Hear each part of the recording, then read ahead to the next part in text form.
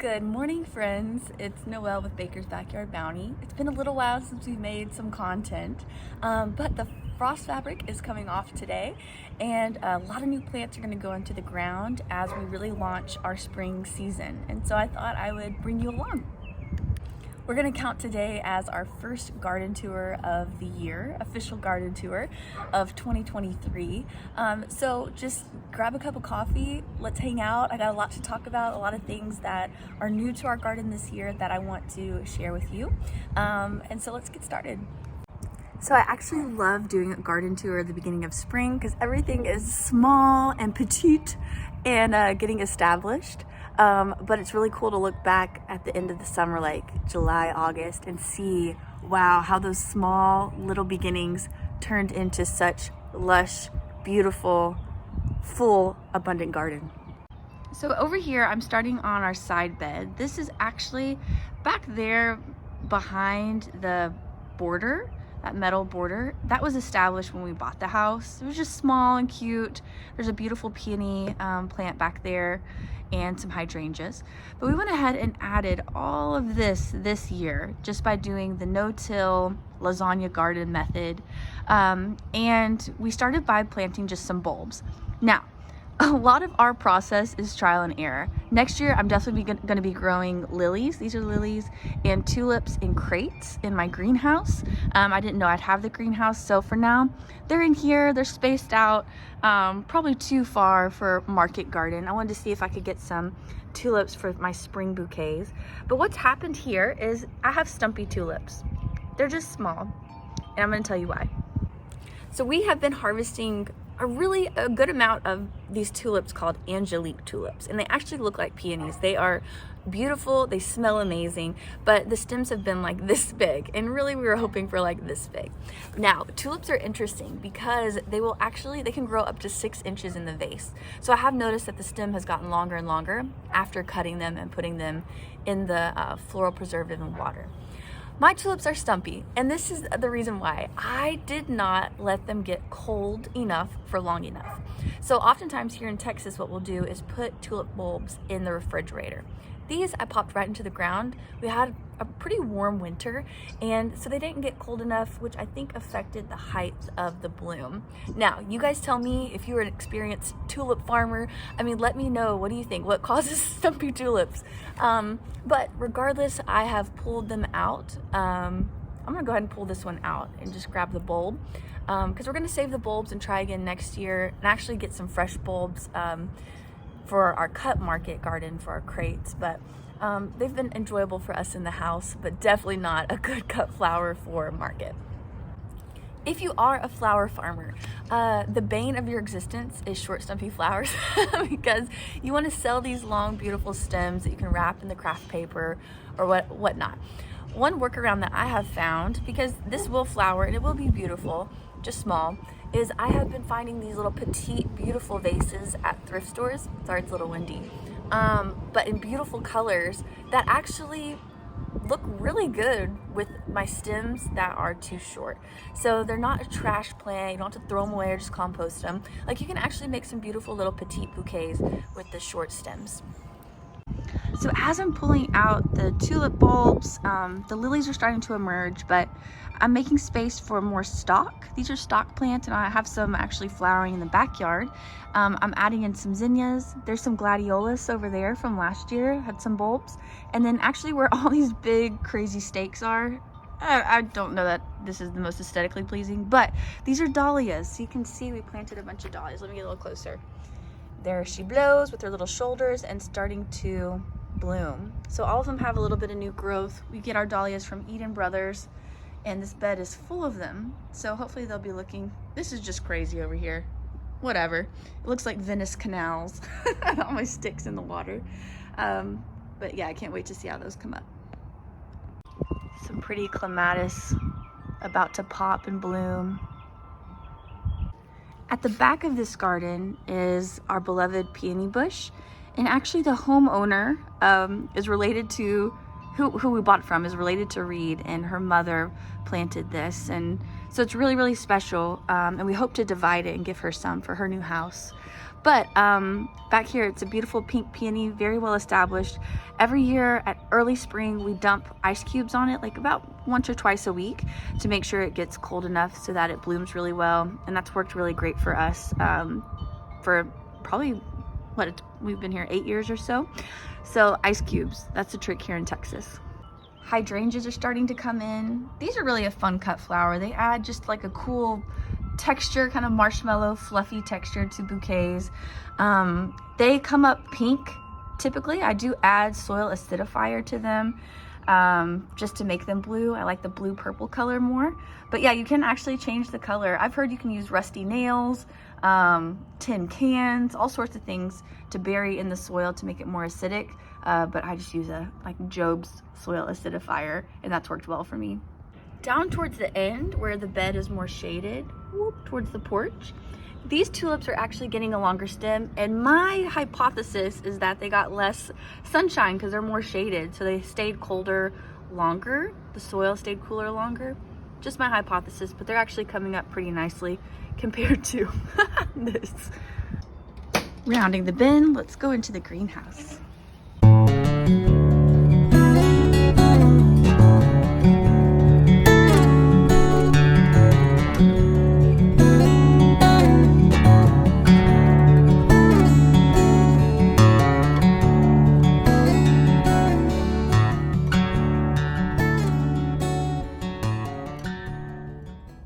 So, not surprisingly, it's taken me no time to fill this sucker up.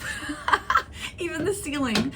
I found these hanging baskets. I have 3 of them. I found them in the trash on trash day. Actually one down in the creek on my walk. So yeah, I'm really just busting at the seams here, but it's been really, really fun to try greenhouse gardening this year.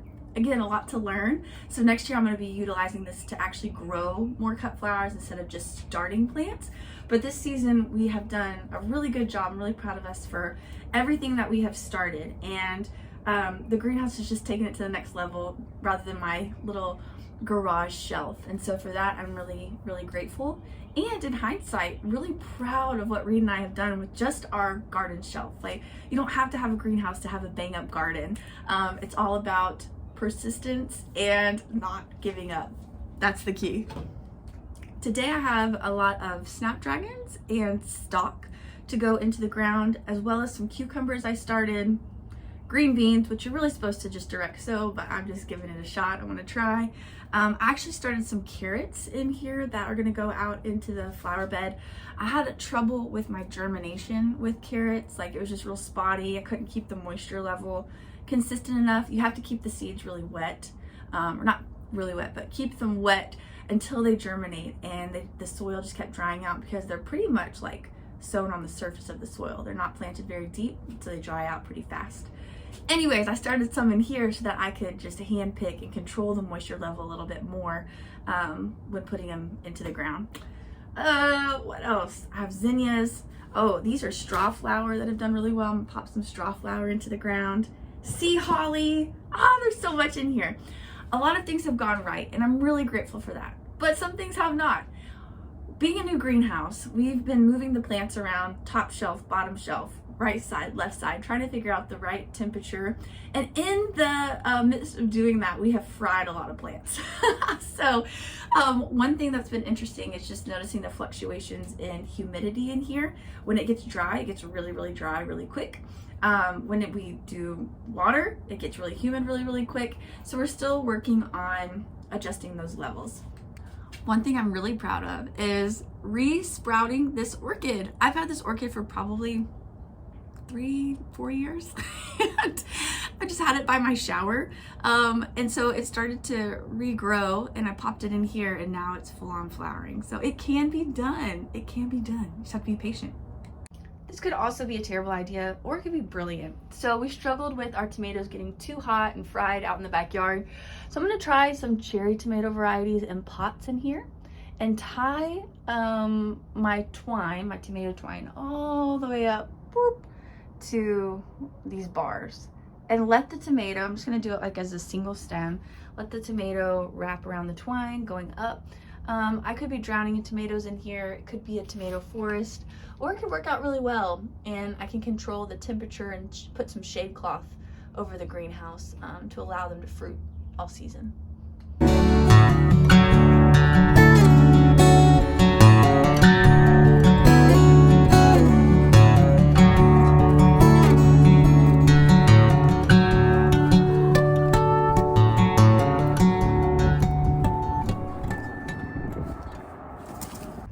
This poor chicken just cannot figure out the nesting boxes. Are you proud of that?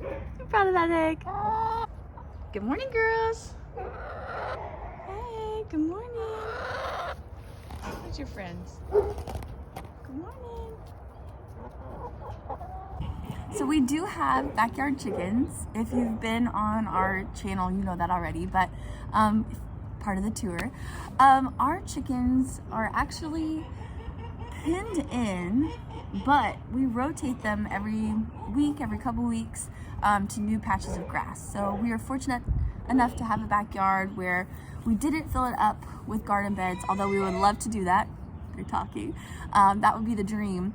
But we don't do that because we want to make sure we have enough space to give our chickens fresh grass to graze on. We do give them an organic feed. We give them tons of kitchen scraps, even like bacon grease for some extra protein, just a little bit, not a ton, but they are good layers. What we did this year is we actually gave our 2-year-old chickens to my friend JC. They're still great layers. They're actually our green and blue layers, so I was kind of sad to see them go, but they're in a good home. And we started over with a fresh flock, and with this fresh flock, we're getting an egg a day from every one of them, so we get 7 eggs a day. We actually have, these are, what are you guys? Oh, sex links. The red ones are sex links, and their eggs are huge and brown and delicious and awesome. We've gotten quite a few double yolkers from them, which is common with new layers. We also have blue laced Wyandottes, and those are great. They're really pretty and sweet, but their eggs are pretty small. They're more of a pale peach color. So actually, let me check the coop and see what I got for you guys today, and I'll show you the difference. So one of the benefits to moving your chickens around is that they fertilize your grass with all their lovely droppings. So we actually do have really lush, beautiful grass back here because of our chickens. And that's just so cool, like the symbiotic relationship. Okay, this is one of our sex lynx eggs. Nice and big and round. This is our Wyandotte egg. So, can you see the difference?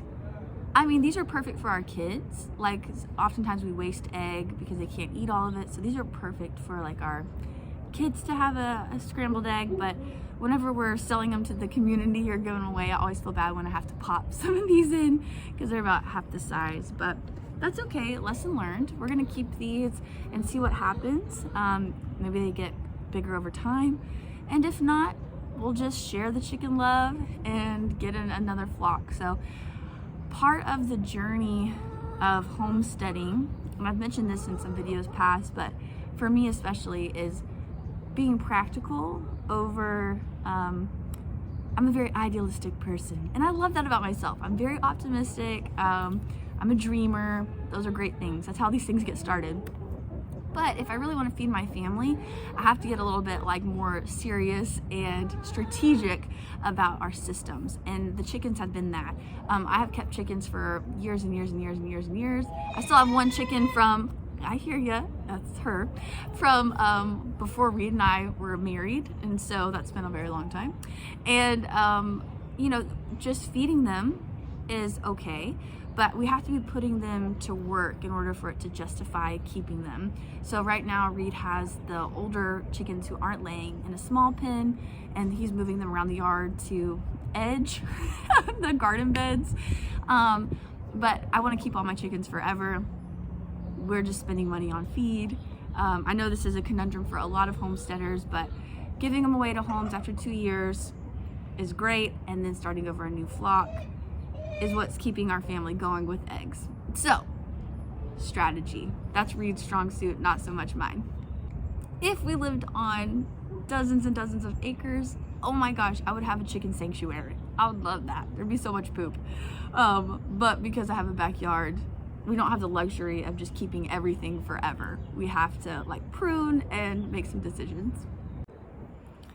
So while we're down here just chatting, one of the things that has been just flowing through my mind, especially today as I'm taking off the drop cloths from the cold snap and putting new plants and new life into the ground as seedlings, it just like is so poetic that the timing of Easter is coming and our family is talking about celebrating the resurrection, and I just like the garden is so spiritual to me. It's very healing to me, as is my faith. And so with both of those things kind of expressing the same themes at this time of the year, it's just really been a cool process to work in the garden today, considering like I want to have that summertime faith and that wintertime faith, not just the glory and when things are good, but really sitting in the darkness that came before Easter, and the fear and the just the desolation of the goodness. Like it was dark the days before Easter, and so the garden has been a little bit triggering in that way of like, oh, everything's so small, and is this even working, and can I garden? And every single winter those doubts come up of like, is this gonna work? Like, is the new life going to come? And I have to remind myself that it always does. Like, just trust that it always does. And so that was kind of a tangent, but it's just, I don't know, something's just soaking in right now of like the darkness before Easter, and then the glory comes, and then like the winter has set in the garden, but the seeds and the bulbs are still there waiting, just waiting for new life. When Lily was born, we were gifted this book. It was actually the first book she was ever given while she was still in my tummy. It was called The Parable of the Lily. And it was a story, because Lily's born in March. But it's a story about just that. This girl receives this bowl from her father, and she's like, what is this? I didn't want this like for my birthday. It's a box of dirt in like this lame bowl that's not even beautiful. And so she puts it away in her cellar, and her dad is heartbroken that she doesn't appreciate what it can be, but he doesn't show her that.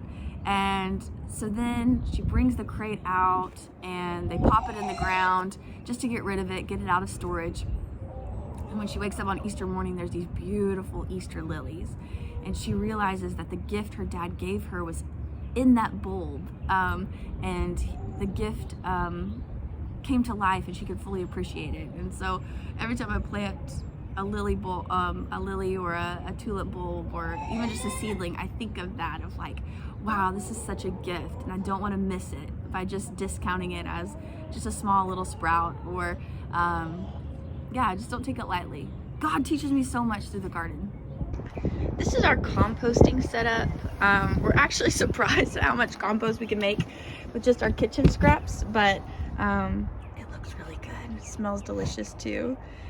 But yeah, we have 3 systems, and so we alternate filling them. Like this has stuff just from the kitchen, from the yard. We put the chicken bedding that we take out and replace in here.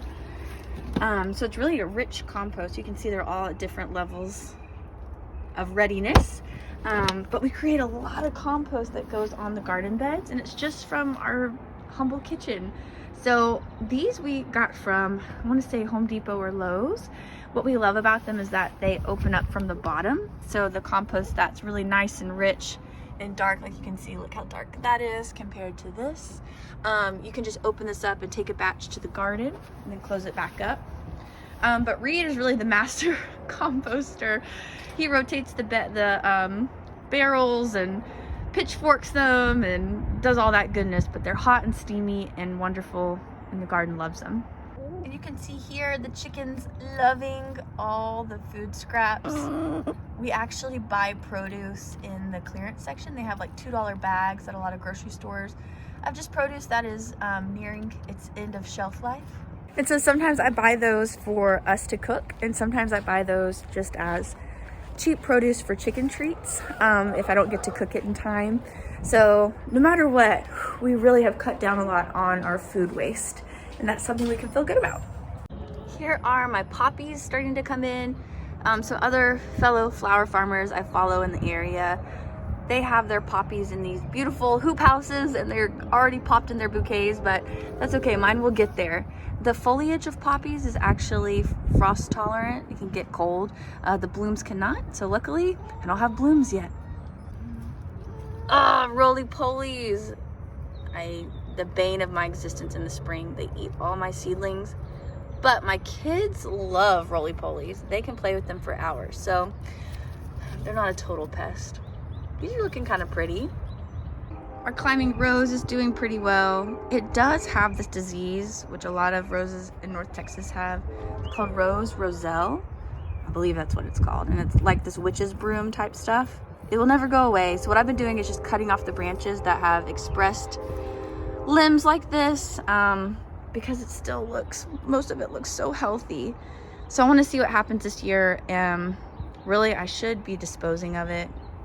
That'd be the responsible thing to do. So this year, maybe it's last year, but dang, it has some beautiful blooms. Oh my gosh, look, there's a first little bloom. They're hot pink roses that are just stunning.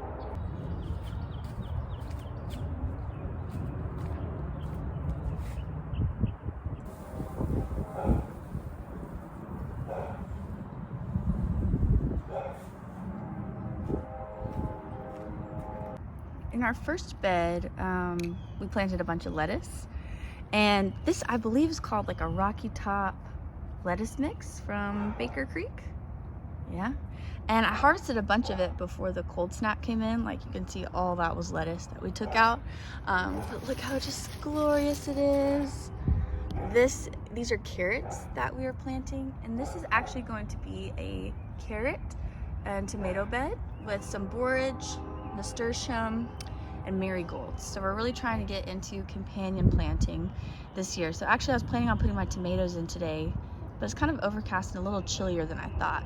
So this bed is in transition. Our second bed is also planted based on companion planting. This is garlic in a rogue tulip. I don't know how that got there. Probably a squirrel moved it. But this is garlic we have here, planted with chamomile. So you can see these little sweet flowers. They smell like apple. I really want to grow this to make tea, but also infuse oils so I can make some lotion. Chamomile lotion is my kids' favorite. They've had it since they're babies. I want to make some. I harvested a bunch of chard before the cold snap came in. I like to use chard in my quiches. So you can see chamomile, chard. We have mustard greens, lettuce in here as well. I'm going to be adding some more spinach and mustard greens in here today, just to fill in some of the gaps here. But yeah, the garlic is coming up pretty well. It's interesting to see, like at this end of the yard, there's a tree in our neighbor's backyard that shades it a little more. So look at how small this garlic is compared to down there. So it's interesting just how a little bit of extra sun really makes a huge difference. This is liatris that I put in. I actually just got these, I think they're corms, which is essentially like a bulb, just a little bit different. But I got them at Lowe's because I've always wanted to grow liatris. It's like a tall spike flower, good for a cut flower. But this has kind of been our test garden for different varieties of stock. This one's turned out really beautiful. It could have a longer stem again, but for the vases that I use, it will be workable. I am not loving this one. I don't know what. It's just kind of like a single flower, single petal. See, these are like double petals. They just look more full. So this one, I don't know if you're gonna be a keeper, but I'll pop you in my house. I have some pink coming in right here. So it's just fun trying out new varieties. Another trial and error type thing, based off of this book called Cool Flowers. This Texas flower farmer, she actually grows stalk snapdragons. There's a variety of flowers that she starts in the winter, because our winters just don't get cold enough to really like kill everything off. And these flowers thrive with being started with some cool temperatures. So I actually started this stock back in, was it the fall? It was a while ago. And so it's now flowering, which is a little too early for my market. My market season starts in May, officially. And so I don't know that I'll start these flowers again that early. I just wanted to see what happened, but they started flowering in early March, which is just a little too early. So, trial and error. Oh my gosh, this is Greg's Mist. It's a really fluffy, beautiful flower. Pollinators love it, but look, it's just like taking over. So this might be the last year for you, buddy. And then we're gonna be pulling you out. We need some more space. Here's more Liatris that's coming up. And I can't wait to see what that looks like as it's flowered. This is more like my perennial bed. So I have yarrow, I have like black-eyed Susans, Rudbeckia. These are from last year and they're kind of a wonky shape. So I'm gonna heavily prune them this year and see what happens. We actually have this blackberry that's getting really nice and established here with a lot of new growth on it. So I'm excited to see what happens here with our blackberry harvest. More yarrow that's looking really beautiful. It's full of roly-polies, that's okay. And then I have just more Rudbeckia, some rogue mint that keeps coming up, which I'm not mad about. We make a lot of mint tea. And I use mint in some of my bouquets as filler, so it's okay. On our side bed, we actually have, these are all onions that we mulched with straw. We've had a really good success with onions. We order our starts from Dixondale Farms. And like we just dig a trench in between the rows every so often, put in just a organic fertilizer, and that has produced really good onions for us. It's pretty low maintenance, pretty easy. Little caps to the barrels. So last year we grew too many red onions. Red onions weren't as versatile as the yellow and white. So this year we planted a lot more yellow and white. All right, down here, these are our potato beds that are actually coming up really nicely. Like there's our AC unit. When you're a suburban farmer, you just tuck it in where you can, you know? So the potatoes are coming up and Reed has already mounded them once, and we'll just continue to mound dirt on them as they grow. We have Yukon Golds, we have some just red varieties, and then a purple variety down at the end that's really taking off. So I'm really happy with our potatoes. We're growing about double the amount of potatoes this year as last year. I threw in a bunch of sweet pea and sugar pod pea seeds down the fence line, and they're starting to pop up, so hopefully they'll climb this little goofy fence we have and keep the rabbits out, and we'll have some sweet peas.